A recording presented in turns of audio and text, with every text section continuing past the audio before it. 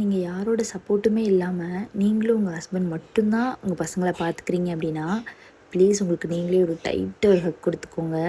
It's not easy at all. அது எவ்வளோ கஷ்டம்னு என்னால் ரிலேட் பண்ணிக்க முடியும். நார்மல் டேஸ்லேயே நம்மளால் உட்காந்து ஒரு 10 நிமிஷம் நிம்மதியாக அந்த போட்டு வச்சுருக்க சாப்பாடை சாப்பிட முடியாது, குளிக்க போக முடியாது. ஏன் நம்ம நினைக்கும்போது ரெஸ்ட் ரூம் கூட போக முடியாது. இதில் பசங்களுக்கு உடம்பு சரியில்லைன்னா சொல்லிக்கவே வேண்டாம். லிட்ரலாக அழுக தான் வருது. அவ்வளோ கஷ்டம். அதுவும் டாட்லர் அண்ட் நியூபார்ன் வச்சுருக்கீங்க அப்படின்னா சுத்தம் என்ன சொல்கிறதுனே தெரில. அது அவ்வளோ கஷ்டம். இப்போ கரண்ட்லி அந்த சுச்சுவேஷனில் தான் இருக்கேன் நான். எனக்கு இருக்க ஒரே ஒரு நிம்மதி என் ஹஸ்பண்ட் என் கூட இருந்து பார்த்துக்கிறாங்க.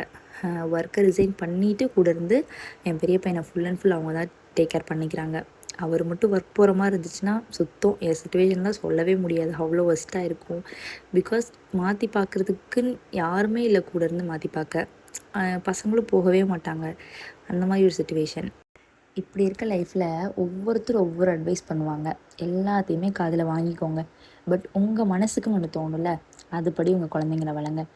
என்ன குழந்தைங்களுக்கு நம்ம கஷ்டத்தை சொல்லி சொல்லி வளர்த்தோன்னா கொஞ்சம் பெருசானதும் ஆட்டோமேட்டிக்காக அவங்களே அதெல்லாம் புரிஞ்சுட்டு நமக்கு ஹெல்ப் பண்ண ஆரம்பிச்சிருவாங்க.